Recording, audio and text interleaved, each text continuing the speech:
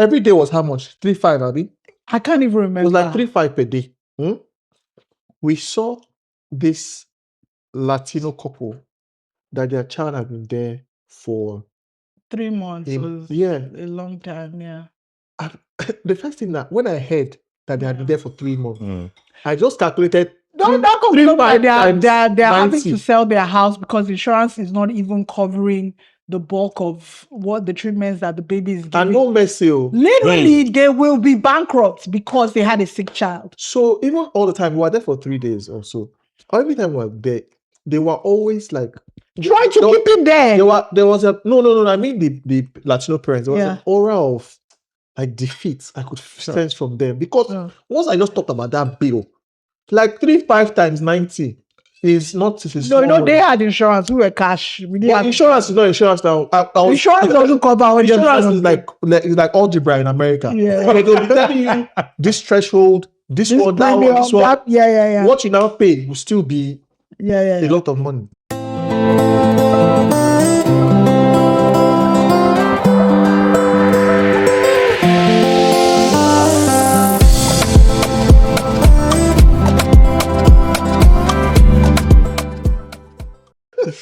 Hi everyone, welcome to another episode of Brunch and Banter. Hi guys. Another day, another spread, another interesting guest, and another interesting conversation.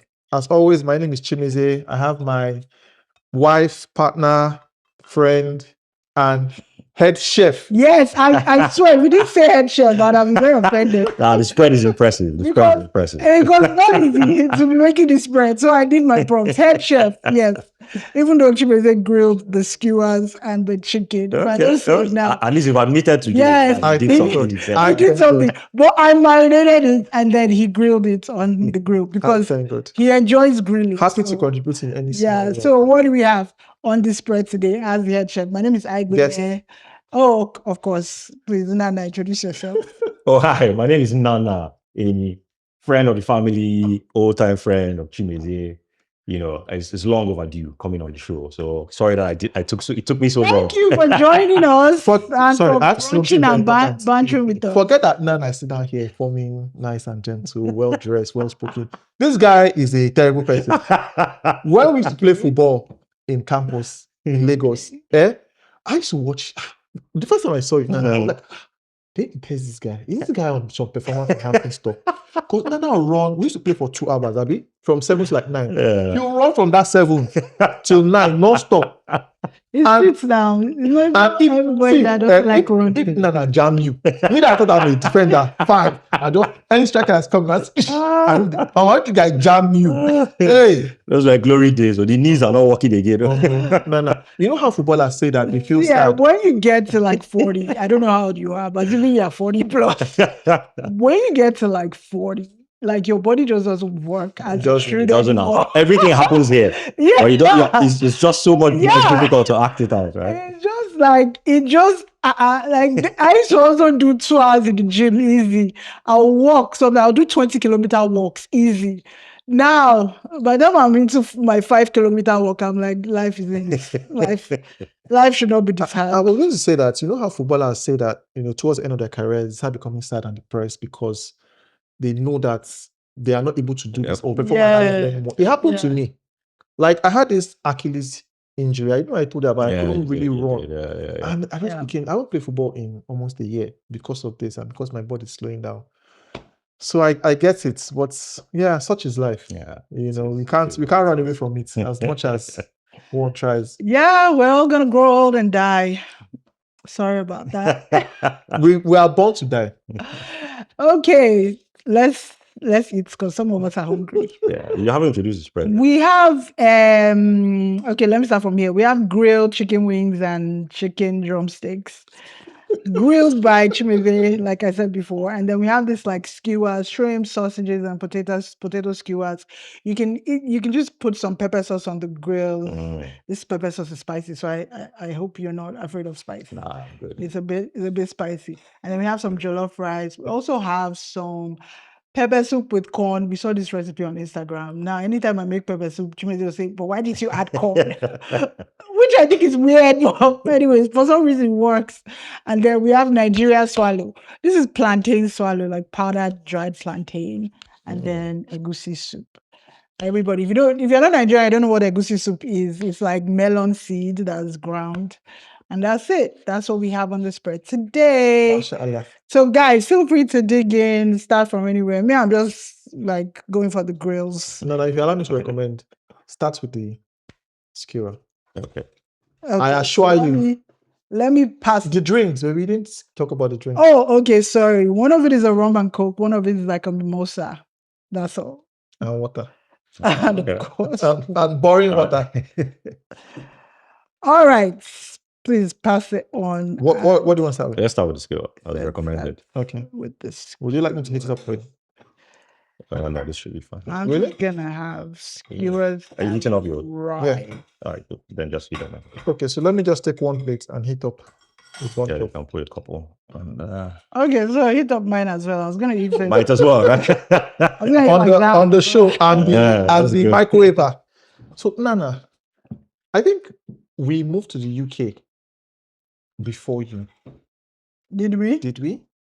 Yeah, Because- it was the same year But because I remember when we sent you off, we did your send off on the pitch. Yes. So it was the same year, but That you was guys came emotional. earlier. Yeah, you It guys took came me- earlier. What was it Right. emotional? What was I? Did I come? Mm-mm.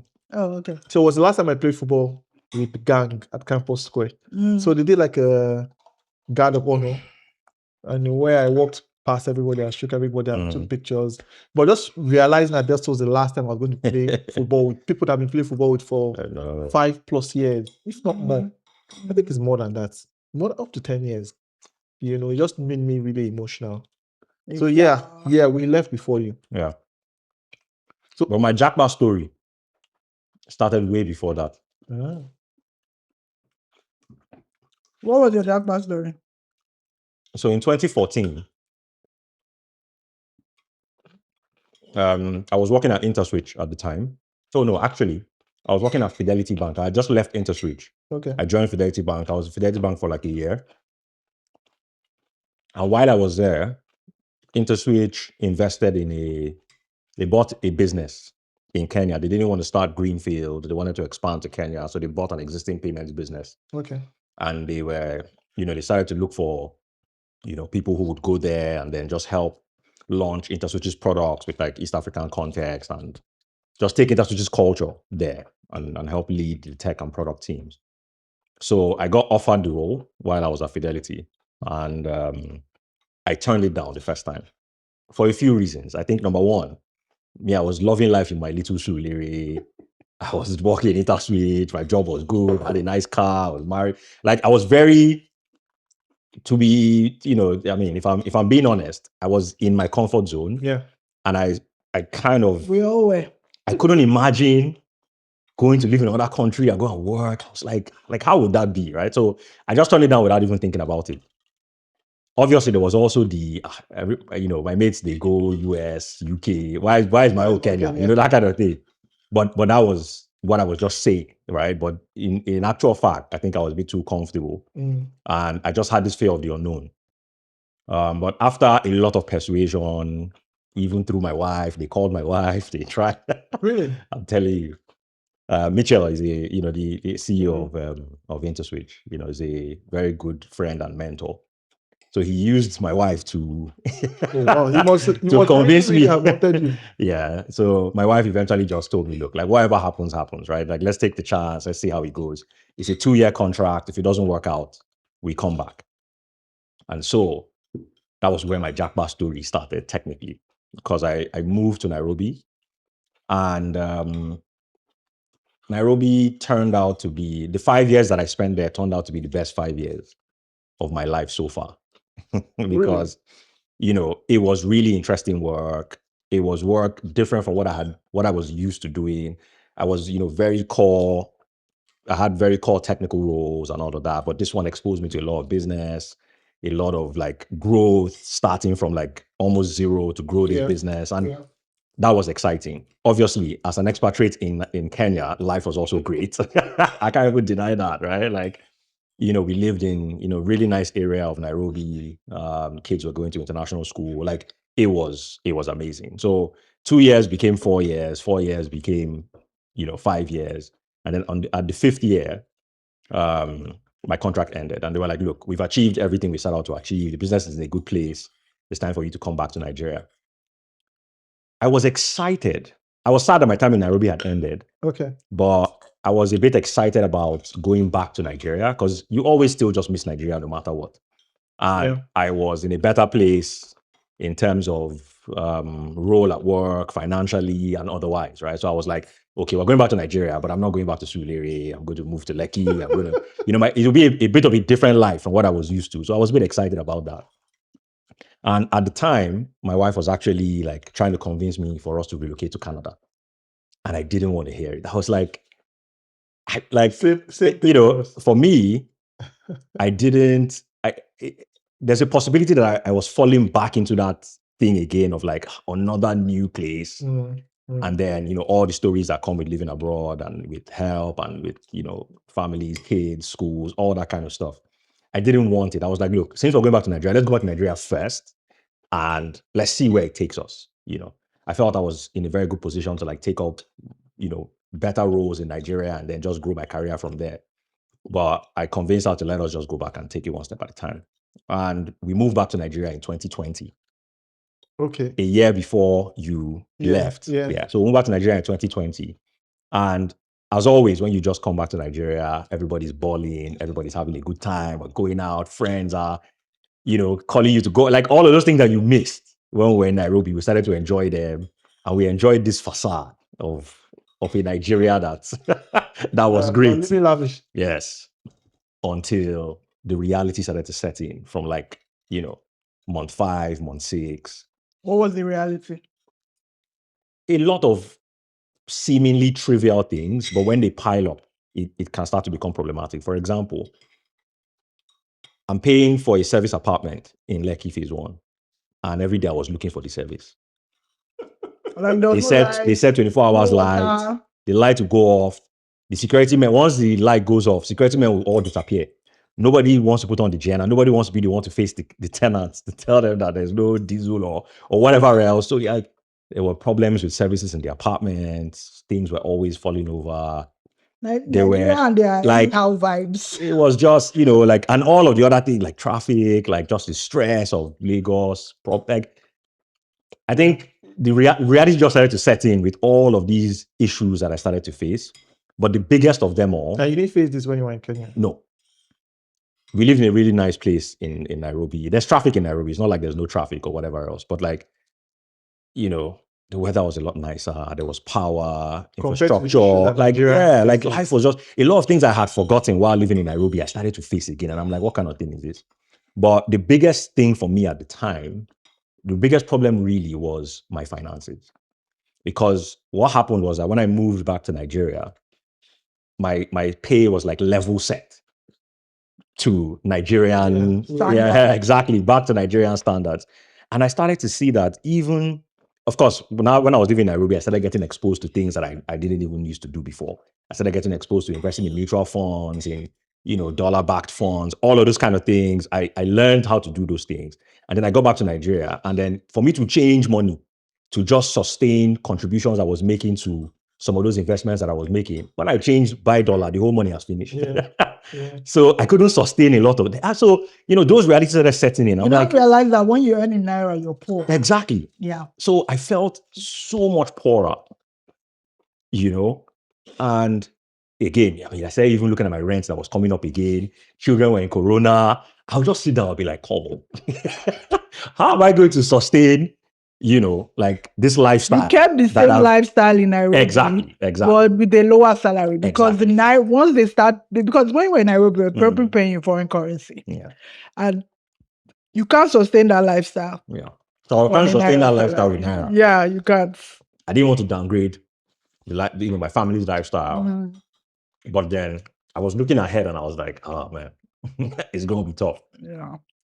I mean, kudos to InterSwitch. By the time I was leaving, there were some massive salary increases and all of that stuff. But by then, I was too far gone. Yeah. So too far gone in your Japa plans. Yes. So, just to mention that industry did a lot of adjustments to like support people. Yeah. But by then I was too far gone. So anyway, while all this reality started to set in, I told my wife, okay, I'm happy to look into this jackpot thing. Let's look at it again. And then we're looking at Canada, started trying to apply. I was a bit too old, I guess, for the pool, because for some reason I was just sitting in the pool and nobody was calling me. People were getting called. I was already 2020. I mean, I was already 38 or so, 37. So I was already close to 40. So obviously that didn't really help. I was in the pool. So my wife applied to go to school. So we're just trying different routes. And then, one of my closest friends, Ola Akinusi, who's currently my co-founder at Pastro, just rang me up one day and he's like, dude, I applied for this global talent thing and I got it. I'm moving to the UK. This is what it is. You can go to the UK on a 5-year visa. You get ILR. Like, he explained everything to me, sent me the links. And I was like, I don't know if I will qualify for this thing. Like, I didn't quite believe that I would qualify for the thing. Because of your Canada experience, or just looking at the requirements and you didn't think that you met them? So I wasn't quite sure that I met them. I think Ola was the CEO of Bolt, like the country manager of Bolt in Kenya. So he had a lot more exposure, a lot more media exposure. Like, I looked at his experience and mine, and I had some startup stuff that I had done in this. I had some stuff I had done in the startup space and all that, but I wasn't very confident that it would work. So I just said, let me focus on the Canada one, right? But he kept pressuring me. He was like, dude, what's the worst that will happen? Just give it a shot, whatever. And I did it, and I got it. So as soon as that one entered, I was like, okay, now I have this, but I'm not moving to the UK without a job. Mm-hmm. So the next thing is that we need to start looking for a job. I'm not going to go. I mean, it was tight for me in Lagos, but I was still okay. It's not like I was not going to go to the UK and go and start stressing myself. Yeah. So I started applying for jobs. I applied for over 70 jobs, different types. That's not too bad. Some people apply for 500. I've heard. We've had people on this show that have applied for 200. Every time I say 70, people are like, you didn't even do anything. I was like, I was already even stressed at some point, because I'm like, what kind of rubbish is this? I've never done this many jobs. Like, I've never done this many job applications. And at some point, you even start trying out for some, for some 50, 60K jobs. You're like, let me even see whether, is it me? Yeah. You know what I'm saying? Let me even see whether I can secure something. Yeah. And then you start trying out some other smaller jobs and all that. But after a while, I realized that my CV format was not the right format expected for the UK. I started doing a bit more research into it, because before I didn't really send. I was just using the same CV, shooting, nothing was happening. And then one day I was like, okay, you need to take this thing seriously. So I settled down, went online. I even found one of these CV builder tools online. I paid maybe about £7 or so for it, put my CV into it. Early days of AI, it asked me a lot of questions about my career, and it built a CV for me. And that was a CV that started to get me called. So I interviewed with, and then, a couple of the big names started to call me. I interviewed with Uber, I interviewed with Amazon, I interviewed with Booking.com, and then all of a sudden I started getting opportunities. And all this from Lagos? From Lagos, from my house in Lekki. In fact, I got my Amazon job from my house in Lekki. I did all the interviews, everything, and doors just started to open somehow. So I got a job. But then, if you remember, that was COVID. You guys escaped before they closed the airspace. I believe, because they closed the airspace in December of that year. We left after COVID had settled, though. Because we left October 2021. Yeah. So things had gone back to normal. But in December, I don't know if you guys remember, in December 21. Why did they close the airspace? They blocked some airlines coming from Nigeria. I don't know if you guys remember. Moved some people to a hotel. There was some incident. There was something. Yeah, there was some incident. Stay in a hotel for 7 days before coming in. They were quarantining people and all that. I don't remember exactly what happened. I don't know why they did that. But I couldn't travel. After getting that job, I couldn't travel. Yeah. Because of like some travel restrictions. 2021, Q4, around that period. Sure. And that's it. So since then, kids are growing, going to school, we're still working, hustling, paying bills. I mean, you guys know how it is. We know. We very know. And so that is the abridged version of my jackpot story. Do you miss Nigeria? I think that's actually a stupid question, because I think every Nigerian misses Nigeria. No, but before you I miss the people. Forget work. Just when you step out in Nigeria, how now? There's just a vibe. Yeah. Like I go for walks every day, right? And you see people walking. I learned very quickly to stop saying hello to them. I'll be like, oh, hi, good morning. Don't know answer you. Well, they'll give you that evil smile. They're not even, like, but meanwhile, I This just go one- for this walks one in is Nigeria. bound Babe, like, they will greet you. Here, they will not answer you. So I'm like, you know what? I'll walk and fix my phone. I never understood because I used to go on walks with her. Yeah. And then we're walking and I see somebody and I just smile and she's like, why are you smiling? And I'm like, I used to don't smile at them. it's trying to do so now. I think they bust my head. I don't smile because do you know how many times they're giving me a laugh? They'll just ignore me. I'm like, hi. No, I don't look at anybody's face. Oh. They don't look at me, they don't acknowledge me, they don't. Now I'm like, no, don't smile at them. They're not guys. Because in Nigeria, I used to go for walks. I'm like, hello. Hi. You know, And this thing you said, so there's a people energy. this thing you said, it's not just even decoding. Yeah. It's also encoding your own message to them. Exactly. How you speak. So it's like double. Yes. How you speak to them, because you Yeah. cannot authentically be yourself. That's the truth. You always have to massage your personality to fit what they want. Because at the end of the day, there's a lot of conversation about diversity. But you could argue in a lot of these countries, these foreign countries, they struggle to accept true diversity. They will say, yo, you said something, it's not our culture. Why do I always have to conform to your culture? Why don't you try and understand my own? Because you're in their country. Yeah, which is fine, which is why I'm saying that that's what I miss, right? I miss not having to do that. Because here, I do I know it. what you mean. I do it because it's my job. I'll do it. It's fine.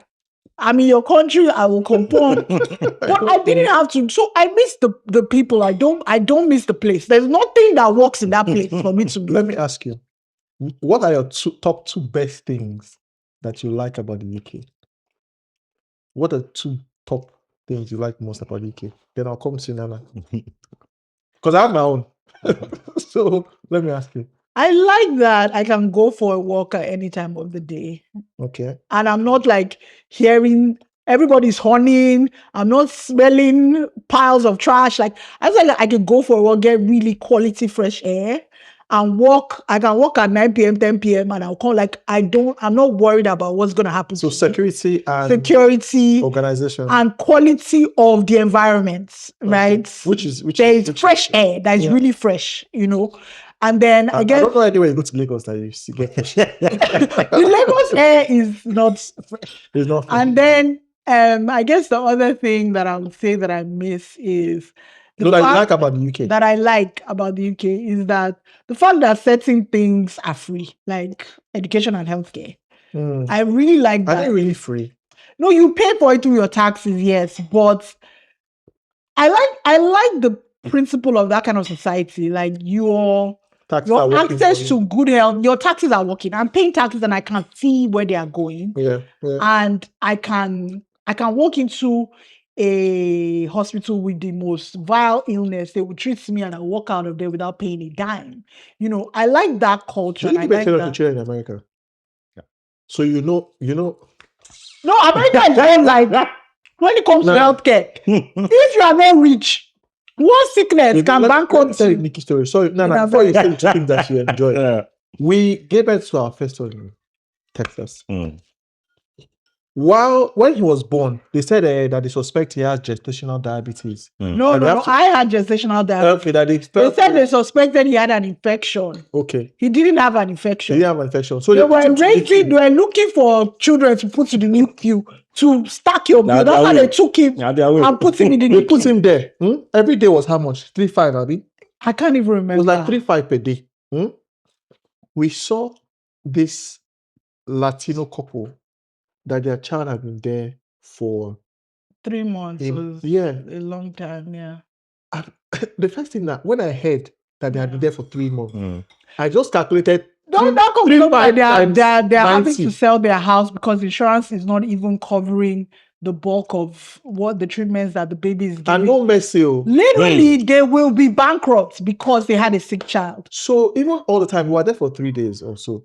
Every time we were there, they were always like Try to keep him there.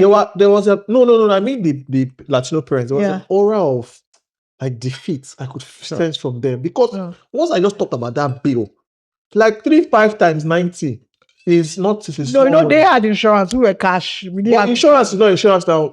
Insurance doesn't cover. Insurance is like algebra in America. Yeah. They'll be telling you this threshold, this one, that one, this one. Yeah. What you now pay will still be a lot of money. Yeah. For months after we left that place, they were sending us bill. We kept paying though. We had to clear the bill. They were sending us letter for this one. Doctor smiled at you, $100. This nurse fell down when she was coming to your room, $200. They were sending us also so. Maybe in this Dexter story. Huh? Oh man. You have seen it now. So what are the two things that you? So tell us what you've enjoyed about being here and what you've absolutely hated. I mean, I think the first thing is healthcare, undeniably. Yeah. My son has had a major incident here. Oh, really? Yeah. What was we went on holiday. Where did we go, Seth? We went on holiday to the Dominican Republic, and on the last day we were coming back, I think he picked up some kind of viral infection. His lymph nodes were swollen. You need to have seen it. It was horrible. He was so sick. And it was the last day of the trip. We had to catch a flight. So there wasn't even the option of, for me, I just thought, okay, if we start trying to go and start getting medical intervention here, insurance. I mean, we have, but like, we're like, okay, this is was it like maybe a 7-hour flight or something like that? Should we just brave it? So we gave him like Calpol, said, okay, let's manage it and let's try to get back home. And we did. He was really strong. He was brave. He managed through. As soon as we landed, we went straight to A&E. And they always vexed, okay, because of other audience. It usually upsets me when I think about the amount of money we paid for IHS and the fact that I rarely ever get sick. My wife never, she has never been sick since I married her. Yeah. You will not know the value of that money. Never been sick. Somebody in your family so it's like paying all this big money. Nobody's even going to the hospital. Yeah. So you see, that day we went into A&E, I saw something that I have never experienced before. As soon as they saw my son and saw that swelling on his neck and all that, these guys swung into action. Yeah. They took my son straight to the ward. Every specialist in that hospital, in Milton Keynes University Hospital, came to my son's bed to look at this tropical disease or whatever it was. Like the pediatrician was there, some virologists were there, like people, like doctors gathered around and were taking notes. You could see because I spent all of that time in the hospital with him, and I was like, this healthcare is like nothing I've ever experienced. Yeah. And I knew the worth of that. So I never complained about my IHS money from that. And that's the thing about this sort of never complained. socialist system where you are paying really high taxes, but you don't know the value of somebody in your family. When something happens, that's where your eye will clear. So healthcare. Yeah, so healthcare is number one. And then number two is a bit broad. And I'll just target quality of life. Similar to what she said. It's like, you don't have to bother about the small things. There's power. You come and take my bean. Yeah. There's water on Friday. Yeah, but you can write. I reported them. You can report and you'll come that evening. You get my point, right? Like, so it's like you go to the library. There's a process. You can take walks. Yeah. It's like look at the driving. Everyone obeys the rule. Like, it's just quality of. You just realize that life shouldn't be hard. Life can actually just be easygoing and like, so quality of life is what I would term it just generally, right? Like peace of mind, security, all of those things like put in one. I'd say those are the two top things for me. Yeah. I feel bad that I asked this question because I've also embarrassed myself. You are going to say easy food. No. Okay. Number one thing I like about the UK is access to EPL stadiums. Well, there's that. See, that's fine. There's nothing. There's nothing like going to watch a live Premiership game. And I you got watched my- a few of those, so you're very Thanks to excited. my dear wife. Mm. I have to give you credit, my dear. Thanks to you. Let me say. You're welcome. I'm very welcome. I'm very welcome. Because literally our first year here for his birthday, I got him VIP tickets to see Manchester. Even though we didn't do the VIP. Because you were here. We're JJC. You were No, we're JJCs. Do you know why? That day, we were looking for train. Mm. So we're living in Barnet. Mm. We're looking for trains to Manchester. We didn't find. We didn't find. We now said, let's drive. Mm. When I got to a babysitter, she was watching kids. We now said, let's drive. And it was like almost 4 hours, Abby. Yeah. So we started driving. We've been driving for 30 minutes. And I said, baby, please just check if there are trains going He to Manchester didn't from want to Barnet. drive that far that day. Because my thing was that if we go VIP, you're supposed to drink champagne, eat, You cannot be allow me driving back. sleeping, Yeah. and drive 4 hours back. So I said, okay, just check. She now checked. Now said, there's train at so and so time. Mm. Can we make it? Yes. We now turn back after driving 30 minutes. Mm. And now drove back another 30 minutes to Barnet. Went to the train station, parked the car, got on the train. So we got there late. So we couldn't do the VIP experience. I see. So we were JJCs. But after that, We had nice seats. You enjoyed the game. Oh, But no. sitting No, I there even got an offer of a ticket once, but I couldn't make it. Yeah. I think I wasn't No, no. around or something. the grass is luminous. You're seeing players. I saw Ronaldo in the flesh. I'm like, God, see world best. Like people that play on video games. I see that them you on live. TV, you see them live. I saw it was Ralph Ragnick shouting at this person, mark that guy. God's going on to kill you, mark him. Like, it was so the energy from the crowd was shouting. There's nothing better. So that's what I like about UK. Being in the home of football. yes, Now it's what? valid. It's very valid because people that It is, oh. see, I've been watching football all my life. I'm 42 this year. I've watched football for 40 years. I've not seen a live football game before. So Even we in Nigeria. no.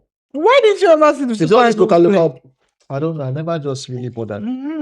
It's now that Nigeria League is fun to go Really? go and watch. Yeah, with what Sporting Lagos is doing now, like there's a lot of I investment. haven't in heard the about leagues. Sporting Lagos in a while. There's a lot of investment in the leagues now. Back in the day, But isn't Nah. the structure still fundamentally flawed? Because a lot of them are not privately owned.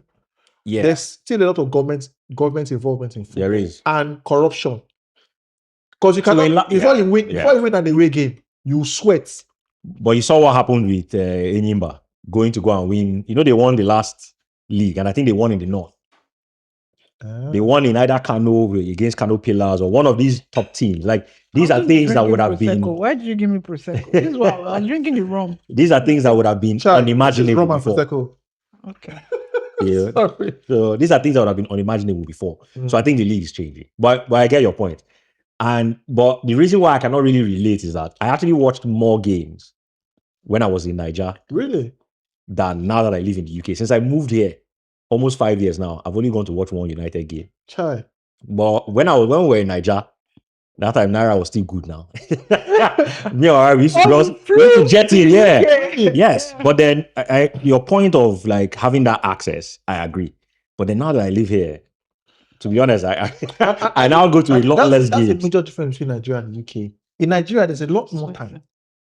In the UK, you're always tired. Because in Nigeria, you have help. So you're really not doing anything. You want also to have leave your help. children. Yeah. If you want to leave your children with your parents or anything and take off, you can. But in the UK, most people cannot afford to. Most people don't have True. help. So they have to DIY everything. Plan things. To see people, you know why? I think I told this thing before. One of the reasons why I don't play football as much as I used to in Nigeria. In Nigeria, on Saturdays, by Friday afternoon, once I come out from work, I already my kids ready for Saturday morning. I don't miss it. Whether you're married or whether you're burying your parents or you invite me, I don't It's care. after you're finished that one. It's when I finish. So why don't you play football? I'm keen to know. Because in you cannot say Nigeria- it's because Wait of now. anything. Wait. In Nigeria, we had help.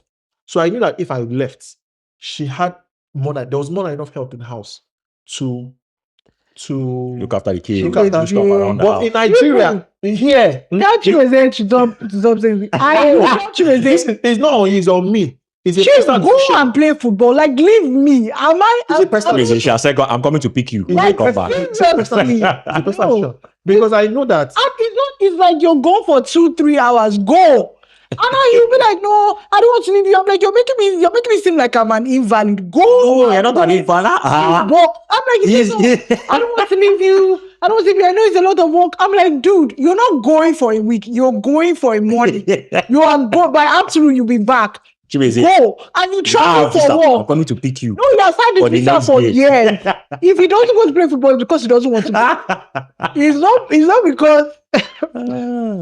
But she was making my argument for me. This is true. But me, if there's anything that, if you ask me, you wake up at 1 a.m. and say, what do you think is your biggest value? I'll this is my sense of duty.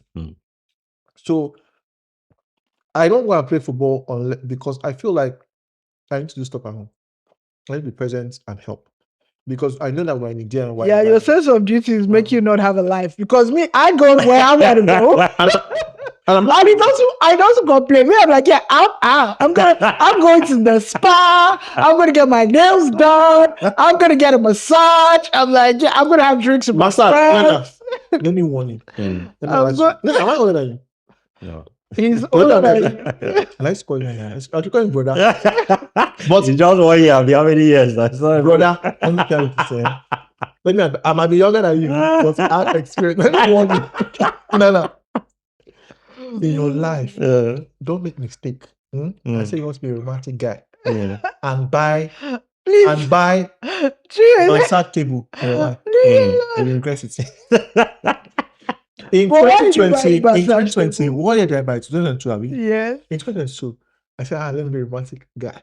And I now bought my sad table because since she had our first son, she's been having like really bad back pains. And it's almost constant. Yeah. So I said, instead of paying spa money, let me be a romantic husband and buy my wife a massage table. Run out. So I'll be pressing her back. So that because I'm born and all that. But since 2022 till last week, I didn't unpack it because it was heavy one kind. And I was thinking, how will I put this table? Where will you put it? It's carried up and down. So this year, last week, in fact, I made a fatal mistake of saying, let me unpack this table. And now, said, baby, today, I would open this table. She didn't believe. But you're unpacking more for yourself than for me because when you made massage, you said when I'm lying down on the bed, your hand will be paining you. Yeah. So it was more for you. I got massage on the bed. I have to kneel down. So you were still doing the work, Sha. Just like you use the table. I did. So now I now brought the table. This wicked fellow. I now pressed the back. I said, this is what I'll be missing out this year. I knew that I was pressing myself into problem. That's how she now said that. In fact, that she enjoyed this massage so much that every day I'll be giving. Go block your calendar. I said, rather, do you watch Flatness? Yeah. Black and white. I'd rather die than give you massage every day. So she now said every 2 days. I said that's your business. Do you know what made me angry? Do you know what broke the camel's back? One day, I put the boys to bed. I think I now stepped off or something. But I now got to our room by 1 a.m. I caught her. She had slept off. So she was scrolling. So like, don't scroll on her phone. And slept off. Yeah. I looked at her and I promised her a massage that day. I looked at her. I said, I'll just take you away and go and play game. I said, no, that's not what a good husband does. I said, and I woke up. I said, baby, wake up. You slept off. Do you want to massage? Instead of this criminal to say, no, he's 1 a.m. He's late. It's 2. No, don't worry. Nah. She climbed. I'm getting back. You woke up and climbed it. She didn't even say, Pin, just climb the bed and lay down there. You did not have to ask me twice. I was so angry. I'm going to get my phone 1 hour. Should I break this bed? Maybe just give her elbow. Should I break this bed? I'm going to get my full 1 hour. They are no. Where you're being romantic. Thank you for the advice. And I told you being romantic. The last time romanticize the last time he was massaging me, I said, if you can't remember paying £100, so it's fine. So give me a massage again, call me a bastard. When I have one personal massage, I have massage. You know what this fellow just told me today? In fact, yesterday. Is that when we finish recording today?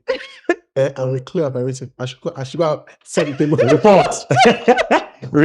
I did. That's what, you know what they say? The penalty for good work is more work. I always want to buy problem. That's how So Nigeria. I bet I want Yorkshire Terrier. One dog. that looks like rat. This dog. First, maybe it's not my fault because she didn't train that dog. that dog But was that so dog badly trained. urinated everywhere. On the chair, on the Badly floor, trained. bed. She was Oprah was badly trained. That was my fault. I didn't train her. But you digress from the conversation. So what's the other thing? After football, you didn't say the second Okay, thing. so for what first thing? The second thing is increased peace of mind. Because like you said in Nigeria, every month we used to buy diesel for our tank, 540 liters. I can never forget. And every year, every quarter it was increasing. The cost was increasing. I think the last year we left, it was maybe like 500 something naira per liter. She doesn't know because, of course, it's born unto man to suffer. So, born unto Nigerian man to suffer. When they are bringing this, she doesn't care. She doesn't Not my business. As long as there's light, in Lagos, there was 24 hours light. So we had a big generator. We now had like 2 backups. So in case one fail, you move to redundancy. The only thing I care about is that secondary redundancy. The only thing I care about is that house. There must be lights. Was not in that. The lights was beyond, the AC was beyond. There was one day, I don't know what happened. What's happened with him? Because he was usually very good at keeping the lights on. There was no light. He was good at keeping the lights on. I was very upset. The major spot, the backup now spoiled. The way I called him, I was like, excuse me. Why is there no light in this house? He said, calm down. What is that? I said, this light has to go on now. Because I was already sweating. You know how hot it is in Lagos? I was sweating. My baby was sweating. I was like, no. This is unacceptable. We can't have that. You know, there was under pressure, running up that counter. I said, no, it's your job to make sure that light is always on. I bought a new generator that day or something. Yes, you want to go and buy it. I had to go and buy ones where that tiger gen. Like, no, I'm not. So that my wife must have light. So that peace of mind.